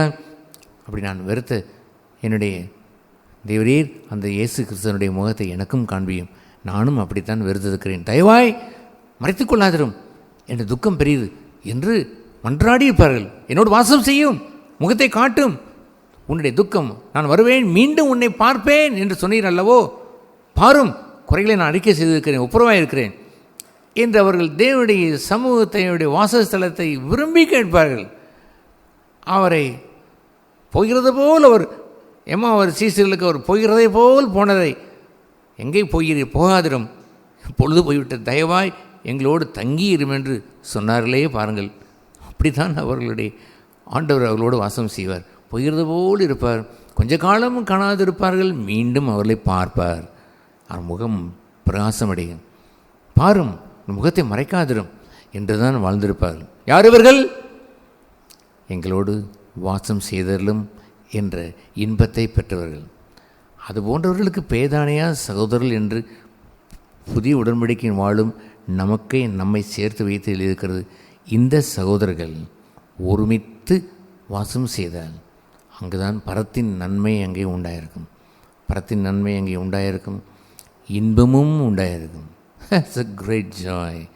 துன்மார்க்கரோடு ஆலோசனை நடவாமல் என்று எழுதியிருக்கிறது. அந்த துன்மார்க்கம் நாற்றம் அதில் என்ன இருக்கும்? அந்த மகிழ்ச்சியிலே துன்மார்க்கம் இருக்கும். பரியாசக்காரன் உட்காரம் இடத்தில் உட்காராமலும் அங்கே என்ன இருக்கும்? பரியாசம் இருக்கும். புறங்கூறுவான், குற்றம் சாட்டுவான், தீது பேசுவான். இது அதில் ஒரு பரியாசம். யாரையோ ஒருவனை பற்றி பேசினால் பரியாசம், மிமிக்ரி என்று ஒன்றை சொல்லிக்கொள்வான். அவனை பேசுவதை போல் பேசுவது, அவனை நடப்பதை போல் நடப்பது, அவனை ஆக்ஷன் பண்ணுவதை போல் பண்ணி காட்டுவது, ஒரே சிரிப்பு சிரித்து கொண்டு யாரோ ஒருவரை தீது பேசி கொண்டிருக்கிறது. மிமிக்ரி, பரியாசம் பரியாசம் என்று சொல்கின்ற ஒரு இடம் இருக்கிறது. அதுவா இங்கே எழுதப்பட்டிருக்கிறது? நோ, தேவன் வாசம் செய்கிற இடத்தில்தான் இன்பம். அந்த இன்பம் வேண்டுமையா? அதைத்தான் தெய்வ பக்தியுடைய சந்ததியார் கூடி வருவார்கள். அவர்கள் கூடி வருகின்ற ஒரு ஸ்தலத்திற்கு பெயர்தான் சபை. அங்கே இன்பம் உண்டாயிருக்கும். சபையிலே தேவனுடைய பிரசன்னம் அங்கே இருக்கும். அவர் இந்த பிரபஞ்சத்திற்குரிய சகல ஞானத்தையும் அங்கே கொண்டு வந்து தருவார். அங்கே தூதர்களுக்கும் விளங்காத ஞானம் எல்லாம் அங்கே விளங்கும் என்று வேசியில் கூறுவார். பாருங்கள், அதுபோன்று ஒரு கூடி வருகின்ற சகோதரர்கள் சகோதரிகள், அல்லேலூயா, அதற்காக பிரயாசப்படுகின்ற ஒரு சபை, அதற்காக பிரயாசப்படுகின்ற ஊழியர்கள். ஜீசஸ் வித் யூ, இயேசு உங்களோடு இருக்கிறாரா, அவர் வாசம் செய்கிற ஸ்தலம்தானா என்று கேட்டவர்கள். அதை செய்து கொள்ளுங்கள். பின்பு நாம் சகோதரர்கள் ஒருமித்து வாசம் செய்யலாம். அப்படி ஒருமித்து வாசம் செய்கிற இடத்தில் தான் நன்மையும், முதலாவது நன்மையும் இன்பமும் உண்டாயிருக்கும். அல்லேலூயா. இயேசு அதை யோவான் 15ஆம் அதிகாரத்தில் அதை அவர் கூறும் பொழுது, இப்படியெல்லாம் அதை அவர் கூறியவர் தம்முடைய சீசர்களை அவர் போதிப்பார் என்று பாருங்கள். யோவான் 15ஆம் அதிகாரம் அவர் அங்கே கூறும் பொழுது அவர் சொன்னார், நான் மெய்யான திராட்சை செடி, என் பிதா திராட்சை தோட்டக்காரன். அவர் கூறின அந்த 4ஆம் வசனத்தை பாருங்கள், என்னில் நிலைத்திருங்கள் என்று கூறினார். அல்லேலூயா. அவர் நிலைத்திருக்கிறாரா? எஸ். செடி என்று மாறிவிடும். செடி மாறுவதில்லை. கொடி நிலைத்திராமல் போக முடியும் என்று எச்சரித்தார். நீங்கள் கொடிகள் நிலைத்திருங்கள், நான் நிலைத்திருக்கிறேன், என்னில் நிலைத்திருங்கள். அவருடைய நீதி என்றென்றைக்கும் மாறாது என்று எழுதியிருக்கிறார். அப்படி நிலைத்திருக்கக்கூடியவர். அவருடைய பரிசுத்தம் என்றென்றும் மாறாது. அவருடைய இரக்கம் முடிவே இல்லை. அவருடைய திவ்ய சுபாவத்திற்கு அளவே இல்லை. எல்லாம் நிலைத்திருக்கக்கூடியது. நான் அவன் நிலைத்திருக்கிறேன், நீங்கள் என்னிலே நிலைத்திருங்கள். அல்லேலூயா. அதுபோன்று ஒரு நிலைத்திருக்கிற அந்த பகுதியை இல்லாவிட்டால் அவன் கனி கொடான் என்ற அதே 4ஆம் வசனத்திலே சொன்னார். என்னை நிலைத்திராவிட்டால் கனி கொடுக்க மாட்டீர்கள் என்று சொன்னாரே. அப்படி அவரோடு கூட நிலைத்திருக்க விரும்புகிறார், அவரோடு வாசம் செய்ய விரும்புகிறார். அதுபோன்ற ஒரு ஸ்நேகத்தை, வாசஸ்தலத்தை தேவனோடு நாம் கொண்டுராமல் ஒரு காலம் கனியுள்ள வாழ்க்கை என்பது இருப்பதில்லையா? கனி என்று சொல்வதிலே அது அன்பு, சந்தோஷம், சமாதானம் இருக்கிறதே. அந்த சந்தோஷம் இருப்பதில்லை, சமாதானம் அங்கே வருவதும் இல்லை. என்னில் கனி கொடாதிருக்கிற கொடி என்று அவர் சொன்னார் 2ஆம் வசனத்தில். என்னில் கனி கொடாதிருக்கிற கொடி எதுவோ கனி கொடாதிருக்கிற கொடியாய் மாறிவிட முடியும். நாம் நிலைத்திராமல் இருந்துவிட முடியும். ஆகவே சகோதரர்கள் ஒருமித்து வாசம் செய்வது என்று சொல்வதை எளிதாய் செய்துவிடலாம். கர்த்தர் வாசம் செய்கின்ற ஒரு இடம் என்று இருப்பதை பாதுகாத்து கொண்டு வாழ வேண்டாமா? அவர் நிலைத்திராத கொடியாய் ஒரு நாளும் போய்விடக்கூடாது. நம்ம எல்லோருக்கும் அபாயம் உண்டு ஐயா. ஒரு நாளில் நாம் நிலைத்திருந்தோம், பின்பு அந்த கொடியானது அந்த செடியிலிருந்து விலகி சென்று விட்டது. அது உலர்ந்து போனது என்று இருக்கிறது. அதை சுட்டரிப்பது தான் கொண்டு போனார்கள். ஒரு நாளில் அதற்கு பெயர் கொடிதானாம்? எஸ், கொடிதான். நிலைத்திருக்கக்கூடிய பகுதி என்னவென்று சொன்னால், அவர் தங்கும் வாசஸ்தலமாய் நான் வாழ வேண்டும். ஆகவே அதை அவர் கூறுவதும் பின்பாக அவர் 17ஆம் அதிகாரத்தில் அவர் கூறுகின்ற ஒரு ஆச்சரியமான பகுதி இருக்கிறது. அதை நாம் முழுதும் பார்க்காவிட்டால் 17ஆம் அதிகாரம் அவர் கூறுவார், அவர் எல்லாரும் ஒன்றாக இருக்கவும்.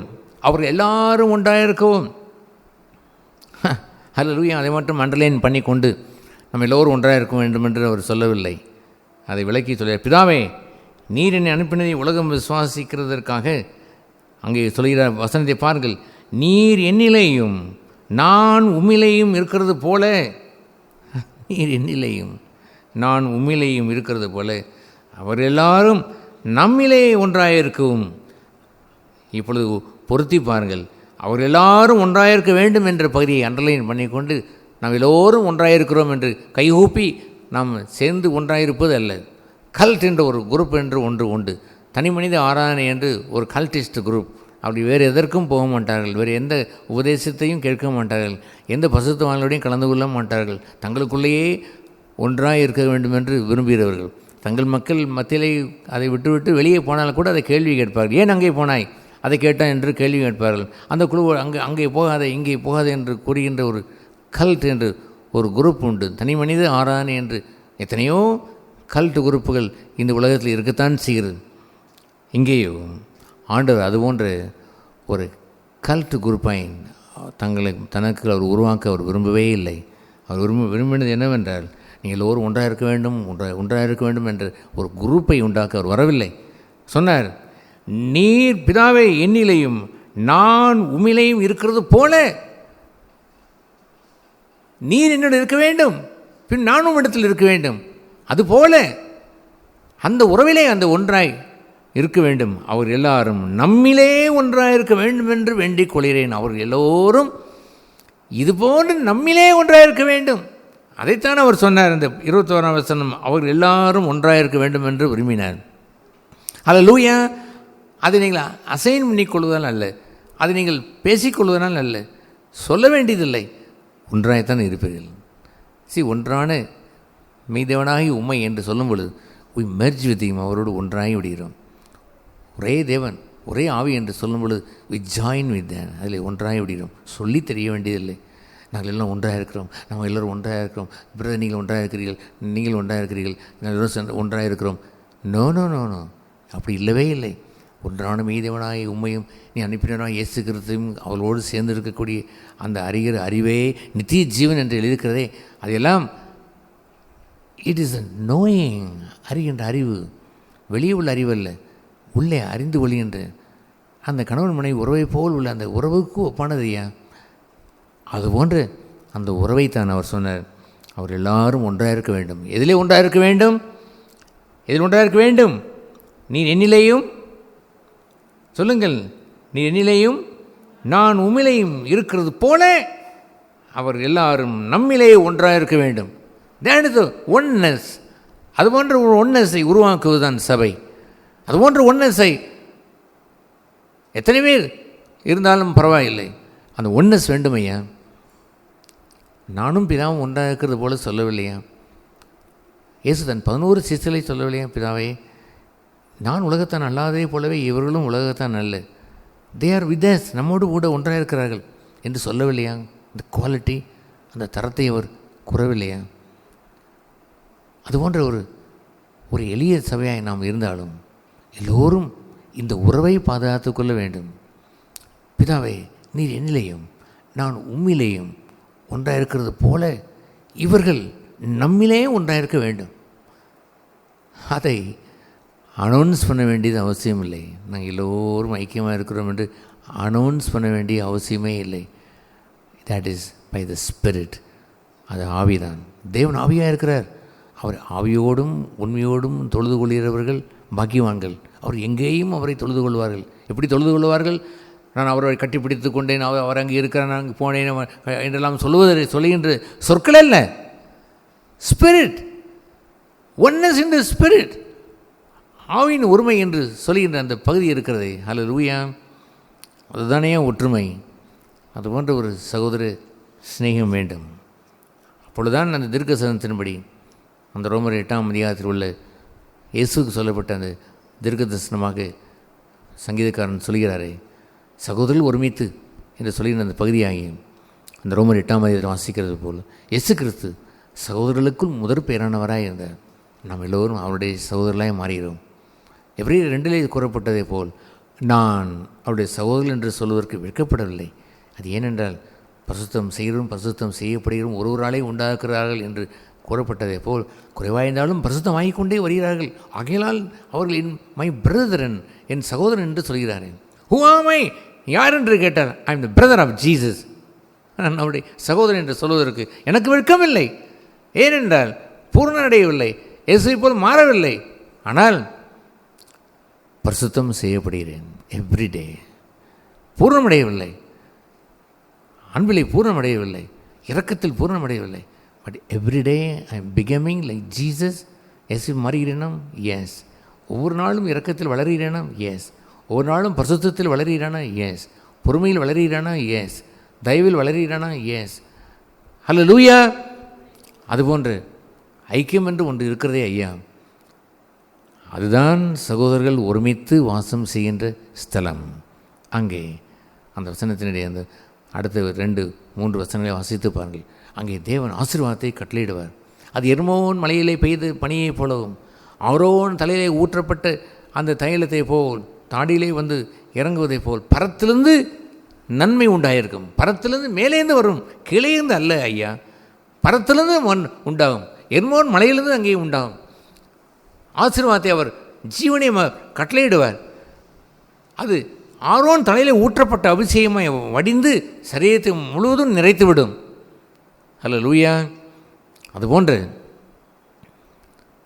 கர்த்தர் வாசம் செய்யும் ஸ்தலமாய் இல்லை என்றால், நான் விரும்பும் ஸ்தலம் என்று நீங்கள் இல்லை என்றால், நாங்கள் ஒருமித்து வாசம் செய்தோம் என்று சொல்லுவதில்லை பிரயோஜனம் இல்லை. நீங்கள் ஒருமித்து வாசம் செய்தோம் என்று சொல்லிக்கொள்ளுங்கள். ஆனால் இயேசு கிறிஸ்துவின் சகோதரர்களாய் ஒருமித்து வாசம் செய்தோம் என்று சொல்லாதீர்கள், சொல்ல இயலாது. ஹல்லேலூயா. நம்முடைய ஒருமைப்பாடு முழுவதும் வெளியில் உள்ள ஆக்ஷனில் இல்லை. பிரதர் எங்கள் வீட்டுக்கு நீங்கள் விருந்து வாருங்கள் என்று கூப்பிடுதல் இல்லை. நீங்கள் குறை சொன்னால் இப்படி கூட சொல்லலாம், ஒரு நாள் கூட எங்களை விருந்துக்கு கூப்பிடவில்லை என்று கூட நீங்கள் சொல்லிக்கொள்ளலாம். I don't know. எஸ், அப்படி இருக்கக்கூடும். நான் உங்களை எத்தனை பேரை நான் விருந்துக்கு கூப்பிட்டுருக்கிறேன். தற்செயலாக வீட்டுக்கு வந்தால் சாப்பிட்டு இருந்திருக்கலாம், கண்டிப்பாக சாப்பிட்டுருக்கலாம். ஆனால் எத்தனை விருந்துக்கு கூப்பிட்டோம், நீ ஏன் விருந்துக்கு கூப்பிடவில்லை, நீங்கள் அவனை விருந்துக்கு கூப்பிடவில்லை என்று சொல்லிக்கொள்வதுதான். நான் காசில் படுத்தபோது ஏன் நீ என் வீட்டை விசாரிக்கவில்லை, நீ காசில் படுத்தபோது நான் என்னை விசாரிக்க வந்தேன், இதை இப்படியா நான் பேசிக்கொள்வது? நோ. சகோதரர்கள் ஒருமித்து வாசம் செய்கிற அந்த சகோதரர்கள் யார் என்றால், தேவன் ஒருமித்து வாசம் செய்த இடம். பிதாவே, நீர் என்னிலும் நான் உண்மையிலும் இருக்கிறதை போலவே இவள் நம்மிலே ஒருமையாக இருக்கிறார் என்று சொல்வதை எப்படி விளக்கி காட்ட முடியும்? எதை வைத்து அவர் சொல்லிக் கொள்வார்? என்ன நிகழ்ச்சி வைத்து பேச முடியும்? ஸ்பிரிட், தேவன் ஆவியாக இருக்கிறார். அவரை தொழுது விளைகிறவன், அவரோடு ஒருமைப்பாடு கொண்டவன், ஆவியோடும் உண்மையோடும் தான் அவரை தொழுது கொள்ள முடியும். அதுபோன்ற ஐக்கியம் என்று இருக்கிறதே. ஹல்லேலூயா. அதுபோன்ற சகோதரிகளாய் ஒருமித்து வாசம் செய்ய வேண்டும். பிதாவின் சமூகத்தை தேடுங்கள், அவர் சமூகத்திற்கு செல்லுங்கள். அங்கே கான்ஃப்ளிக்ட் வரும், அங்கே போராட்டம் உண்டாகும். ஓ கர்த்தாவே, உமது தாசனாகிய தாவீது நிமித்தம், என் நிமித்தம், நம்முடைய தாசன் அல்லவோ, நான் தெரிந்து கொள்ளப்பட்ட தாசன் அல்லவோ, உம்முடைய முகத்தை, அபிஷேகம் பண்ணப்பட்டவருடைய முகத்தை மறைக்காதிரும். ஒப்புரவாகுங்கள், சரி செய்து கொள்ளுங்கள். அவர் விரும்பி வர வேண்டும், நம்பி உங்களிடத்தில் வாசம் செய்ய வேண்டும். பின்பு 132ஆம் சங்கீதத்திற்கு பின்பு 133ஆம் சங்கீதம். வெறும் 133ஆம் சங்கீதத்தை நீங்கள் ஹேண்டில் பண்ணினீர் என்று சொன்னால் கிளப்பை கட்டலாம், வெறும் கிளப்பை கட்டலாம், அசோசியேஷனை கட்டலாம், எது வேண்டாமல் செய்து கொண்டே இருக்கலாம். உலகமெங்கும் செய்யவில்லையால் செய்து கொண்டே இருப்பார்கள். ஒருமைப்பாளர் என்று செய்யாமல் இருக்கிறார்கள், செய்கிறார்கள். ஒருங்கிணைப்பாளர் என்று செய்யாமல் இருக்கிறார்கள், செய்கிறார்கள். அதை செய்து கொண்டே போகலாம். ஜீவனுள்ள தேவனுடைய சபையில் it is the spirit of God, தேவனுடைய ஆவியானவர் வருவார். அவர்தான் இந்த ஒருமைப்பாட்டை கட்டுவார். அவர்கள் தேவன் தங்கும் வாசஸ்தலமாக இருப்பார்கள். நான் விரும்பும் வாசஸ்தலம் என்று அவர் வருவார். பின்பு 133ஆம் சங்கீதத்தில் வருவார்கள். நாங்கள் ஒருமித்து வாசம் செய்தோம் என்று சகோதரர்களாய் கூடுவார்கள். பரத்தை நோக்குவார்கள். அங்கே நன்மை உண்டாயிருக்கும், பரத்திலிருந்து நன்மை உண்டாயிருக்கும், பரத்திலிருந்து ஊற்றப்பட வேண்டும்.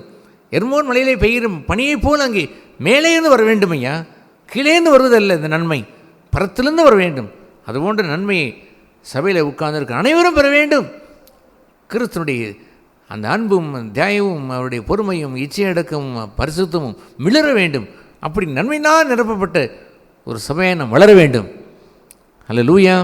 அதுபோன்று ஒரு சபையிலே தான் கர்த்தர் தெய்வ பக்தியை நாடுகிற மக்களை கொண்டு வந்து சேர்ப்பார். ஐ பிலீவ் தான், நான் விசுவாசிக்கிறேன். இது யாரும் நடந்த காரியங்களை எப்படியோ பரவாயில்லை, ஆனால் நான் விரும்புவதெல்லாம் கர்த்தாவை, மலர்ந்திடும் புதுவழி என்று எங்களுக்கு கொண்டு ஆரம்பித்தீர் அல்லவோ, அந்த புதுவழியிலே பக்தியை நாடுகிறவர்கள், தேவ பக்தியை விரும்புகிறவர்கள், தெய்வ பயம் கொண்டவர்களை கொண்டு வந்து சேரும். எங்களை களத்தை விளக்கினீர், பதர்களை எடுத்துக்கொண்டீர், ஹல்லேலூயா என்று நாங்கள் கொண்டாடவில்லை. ஆண்டவரே, தெய்வமே, மணிகளை கொண்டு வந்து தாரும். நீ சொன்னீரல்லவோ, இந்த மந்தையில் இல்லாத வேறு ஆடுகளும் உண்டு, அவர்களும் நான் வர வேண்டும் என்று ஜெபிக்கிறேன் என்று சொன்னீரல்லவோ. நாங்களும் ஜெபம் செய்கிறோம். நல்ல பக்தியுள்ள சந்ததிகளை எங்கள் கொண்டு வந்து தாரும். நாங்கள் வாழ்கிறோம், நாங்கள் நீ தங்கும் வாசஸ்தலமாக இருக்கிறோம். நாங்கள் சகோதரர்களை ஒருமித்து வாசம் செய்து பரத்தின் நன்மையினாலே கட்டப்பட்டு வருகிறோம். நீ நம்பி நீ விரும்பின ஆடுகளை, உங்களுடைய ஆடுகளை, இந்த மந்தையில் இல்லாத ஆடுகளையும் பக்தியுள்ள ஆடுகளை, தேவபக்தி நாடுகிறவர்களை கொண்டு வந்து தாரும். பொக்குகளே இல்லை, பணம் படைத்தவர்களை கேட்டோம், காணிக்கை கொடுக்கிறவர்களை கொண்டு வாரமா என்று நாங்கள் கேட்கிறோம். எது நமக்கு வேண்டும்? ஜீவனில் தேவனுடைய சபை எது வேண்டும்? அங்கு தரித்திரத்தில் வாடுகின்ற ஒரு பெண்மணி 2 வெள்ளிக்காசையை போட்டாலும் கூட அவர்கள் மிகுதியான பணத்தை போட்டதை விட அதிகம் என்று சொன்னதை நாங்கள் அனுபவித்து வாழ்கின்ற சபை, கொஞ்சத்திலே உருவாகின சபை, கொஞ்சத்தை வைத்து ஆசீர்வதித்து எல்லாம் தெய்வம் எங்களுக்கு பூர்த்தி செய்த சபை அல்லவோ. எதை நாம் கேட்டோம்? அவர்கள் 2 பைசா போட்டாலும் கூட, அதுபோன்று பக்திகளோடு போட்டாலும் கூட கர்த்தர் அதை மிகுந்ததை போட்டார் என்று சொல்வார். ஏனென்றால் அவள் தன் ஜீவியத்தை போட்டால், பின்பு இந்த 2 வெள்ளிக்காசையும் போட்டாள். அதனால் தேவன் அதை முகர்ந்து பார்த்தார். மற்றவர்கள் போட்டு 10,000 விட இதுதான் அதிகம் என்று சொல்லிவிட்டார். அவர் சொன்னது பொய்யா? பொய்யே இல்லை. இன்றும் அது நடந்திருக்கிறது. எங்களுடைய சபை, நம்முடைய சபையிலே நடந்திருக்கிறது. பணத்தை குறித்து நான் பேசினதில்லை ஐயா, ஒரு நாளும் பேசினதில்லை. அன்றும் பேசினதில்லை, நடுவிலே பேசினதில்லை, இன்றும் பேசினது இல்லை, என்றும் பேச போவதும் இல்லை. ஹல்லேலூயா. கொடுப்பதென்று ஒன்று இருக்கிறதோ? எஸ், அது ஜீவனத்தை கொடுத்தவர்களுக்கு பணத்தை கொடுப்பது என்பது சாதாரணமான காரியம். பவுல் சொல்லுவார், நான் உங்களுக்கு என்னுடைய ஜீவியத்தை நான் கொடுக்கும் பொழுது நீங்கள் உங்களுடைய கண்களையே கொடுக்க ரெடியாயிருந்தீர்கள் என்று நான் அறிவேன். அது பெரிய காரியம் ஒன்றும் இல்லை என்றும் சொல்லிவிடுவார். ஹல்லேலூயா. ஆகவே கொடுப்பது என்பது தானாய் வரும். கர்த்தரை நேசிக்கிற ஒரு சபை என்று சொல்வது தானாய் கொடுப்பார்கள், சீர்ஃபுல்லாய் மகிழ்ச்சியோடு கொடுப்பார்கள். அதைத்தான் சபை விரும்புவதை அல்லாமல் கொடுப்பதை செக் பண்ணி யார் கொடுக்கிறார்கள் கொடுக்கவில்லை என்பதை ஒரு நாளும் சபை பார்த்ததே இல்லையே. பணத்திற்கு மதிப்பு கொடுத்த சபை இல்லையே ஐயா, இது ஒரு நாளும் இல்லை. ஐக்கியம், தெய்வ சிநேகம், தெய்வத்தோடு கொண்டிருக்கிற வாசம், பின்பு சகோதரோடு கொண்டிருக்கிற வாசம், அதை நிர்வகிப்பதற்குரிய அந்த ஸ்பிரிட், அந்த ஆவிலே கட்டப்படுகின்ற உறவென்று ஒன்று இருக்கிறதே, அது எப்படி விளக்குவது? புரோட்டா வைத்து விளக்குவதா, அல்லது மாலை போட்டு விளக்குவதா, ஒருவருக்கு முத்தம் செய்து விளக்குவதா, கைகுலுக்கி கொண்டு விளக்குவதா, முகத்தை சிரித்து பார்த்து விட்டால் அதை சரி என்று சொல்லிவிடலாமா? எத்தனை பேர் சிரித்தாலும் மாயத்தில் சிரித்து விட்டு போனார்கள் அல்லவா? குருவிடத்தில் வந்து முத்தம் செய்தான் ஒருவன், அதை அன்பு என்று ஆண்டவர் சொன்னாரா? ஏனப்பா, முத்தத்தினால உன்னுடைய குருவை காட்டி கொடுத்தான் என்று தான் கேட்டார். அதுவா உறவு? அதுவா ஆண்டவர் விரும்பினார்? தட் ஸ்பிரிட் உன்னுடைய ஆவி ஒன்று இருக்கிறது, தேவன் ஆவியாக இருக்கிறதை போலவே, பிதாவே நீர் என்னிலேயும் நான் உண்மையிலேயும் இருக்கிறது போல எப்படி அவர் வெளியே காட்ட முடியும்? பிரித்து வைத்து காட்டினாராம்? நோ, அந்த ஸ்பிரிட், தேவன் ஆவியாக இருக்கிற அந்த ஸ்பிரிட்டிலே இவர்கள் நம்மிலே ஒன்றாக இருக்க வேண்டும். இவர்கள் ஒன்றாக இருக்க வேண்டும். அது எங்கே என்றால் நம்மிலே ஒன்றாக இருக்க வேண்டும். அந்த சிலாக்கியம் சபைக்கே உரிய பெரிய மாபெரும் சிலாக்கியத்தை தேவன் நம்ம எல்லோருக்கும் தருவாராக. ஆமென். ஜெபம் செய்யவும். எங்கள் பரலோக பிதாவே, உம்முடைய ஜீவனில் தேவனுடைய சபையிலே உம்முடைய சத்தம் துணிக்கிறது. நாங்கள் சிலராக இருந்தாலும் பரத்தின் சத்தத்தை எங்கள் மத்தியிலே துணிக்க செய்கிற தயவிற்கு நன்றி. உங்களுடைய சத்தத்தை கேட்கிற மக்களாய் நாங்கள் இருந்து எங்கள் பொறுப்பை உணர்ந்தவர்களாய் மிகுந்த ஜாக்கிரதையோடு நீர் வாசம் செய்யும் விரும்புகிற மக்களாய் நாங்கள் வாழவும், நாங்கள் ஒருமித்து வாசம் செய்து உம்மை வரவேற்று பரத்தின் நன்மையை கொண்டு வருகிற சபையாய் நாங்கள் விளங்கவும் எங்களை ஒன்றை கட்டுவீராக. இயேசு நாமத்தில் ஜெபிக்கிறோம் பரலோக பிதாவே. ஆமென்.